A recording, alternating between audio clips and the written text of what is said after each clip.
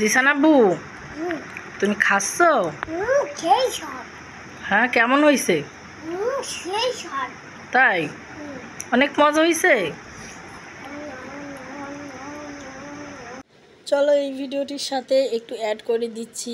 যখন গ্রামে গেছিলাম বাপের বাড়িতে বেড়াতে, তখন নদীর পাড়ে বসে আমরা একটু আড্ডা দিচ্ছিলাম, সেই সময়ের একটা ভিডিও আমি এখানে অ্যাড করে দিছি।